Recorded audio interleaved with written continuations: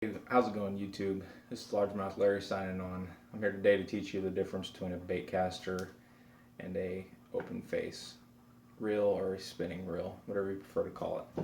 So we'll start off with the baitcaster. This is the handle. That's what you use to reel fish in. Next to it is drag, and typically you want your drag set to 25% of your weight for your test on your line. So if your line is, say, 12 pounds, 12-pound test, you want it 25% of that. So you want your drag set at like 3 pounds, and that's how you determine about where you want your drag set, is 25% of the line that you're throwing. So the way you can set that is you can attach your line to a scale and then set your drag all the way, start reeling, and when your drag kicks in at whatever 25% is of your line, then you'll be good to go. So next to that is your tension spool knob, and that puts tension on the spool depending on what you're throwing off your rod. So if you're throwing something heavier, you're going to want to set your tension up a little higher. If you're throwing something lighter, you're going a little looser. So the way you set the tension is you attach your bait, whatever you're throwing, to your line. You hit the release bar, and you're going to slowly loosen your tension knob, and that way it releases your spool, so that way your bait can start falling. So your bait's going to be falling to the ground, and you want it to hit the ground without your spool turning. So you want the bait to hit the ground and your spool just to stop, just right where it's at. That's a good way to set your line for your bait, or your tension for your bait, excuse me. Next to that is your spool. That's whatever line you want to put on there, so just keep that simple. This is your thumb release bar. That's how you release your line so you can cast it. You want to get a pretty good feathering technique. Here is what they call it, and that's where you just kind of keep your thumb on the spool while you're casting. You don't want to hold it down too tight. You don't want to let go completely, otherwise you'll get a bird's nest. You could check out another video on this channel, and it shows you how to get rid of a bird's nest or a backlash. So keep that thumb on there.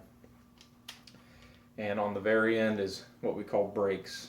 They're usually between 10 and 1, and min or max. It just depends on what kind of bait caster you have.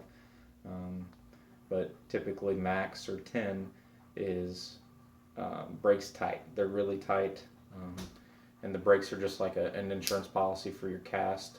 So when you're casting and your bait's flying through the air, your brakes kind of start slowing down your spool, so that way you don't get a bird's nest or a backlash in your line.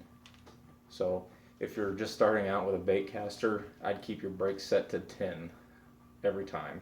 And I'd even put your spool tension knob a little tighter than normal, than what I said before, just so you get used to the technique of feathering your line.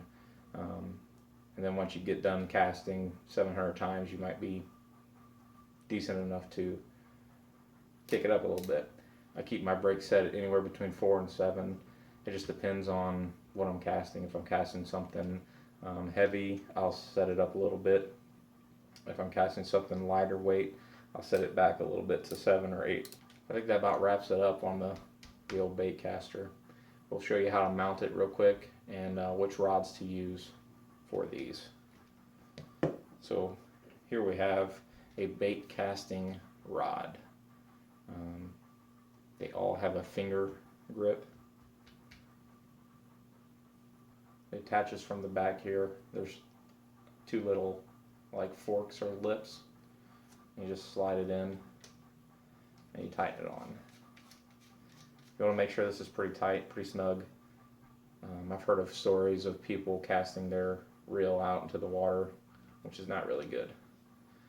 So you don't want to be the only amateur with a reel casted in the water and just sitting there baking in the sun, not catching anything. So this is all the basics. This is just the basics on a bait caster. There's a lot more in depth you can go, but just for your amateur fishermen, this is the basics. Now we'll step into the open face or spinning reel. These are really good for lightweighted baits.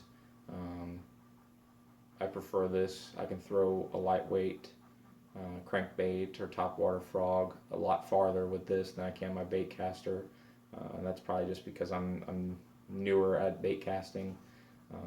So I find that this open face reel allows me to cast out a lot farther with lighter weights. So we'll start over here with the handle. Naturally, that's how you reel and fish. This reel is supposed to sit down or bigger because the pathway of the line on the open reel versus the Baitcaster is a lot wider. So when you're reeling this in, that's how wide it is. And then of course when you're reeling the Baitcaster in, it just comes into a little line like this big. So that's why the eyelets are so big. And they're also facing down, just like the reel. It's facing down. Google image search it, I'm telling you. So this is called the foot of the spinning reel, and it just attaches just like the Baitcaster. You want it tight too. I don't see you casting this reel into the water, because typically when you're casting it, you're holding it with your hand. You're holding on to the reel itself. That's how you cast. Eyelets down, reel down. Eyelets down, reel down. Eyelets down, reel down. I can do this all day. So that's your open face reel or spinning reel, whatever you prefer to call it, and that's the correct way to mount it onto the rod. So the reason why I like using this open face rod and reel set is usually for light bait, like a little spinner with no weight onto it. I can cast it out a lot farther with my open face.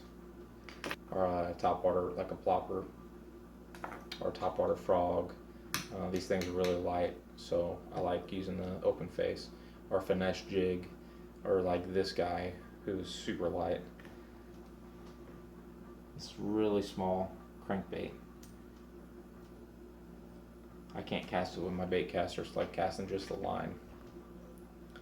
And then things I use my Baitcaster for are things like a buzz bait or a larger crankbait that has some weight to it, or a creature with a shaky head, or one of these crazy U jigs. I don't know what they call them. I think it's a U jig, but anything with some weight to it, or this crazy awesome jig right here. Anything heavier I like using the Baitcaster with.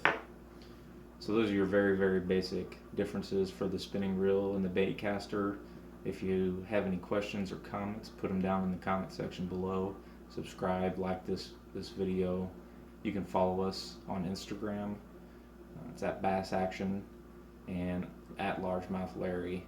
And you can follow us on Instagram. We post pictures of fish and jigs and bait. Also post pictures of my deer, because we have a deer farm behind my parents' house, so they have some pretty awesome deer pictures on there. Go check them out. This is Largemouth Larry signing out.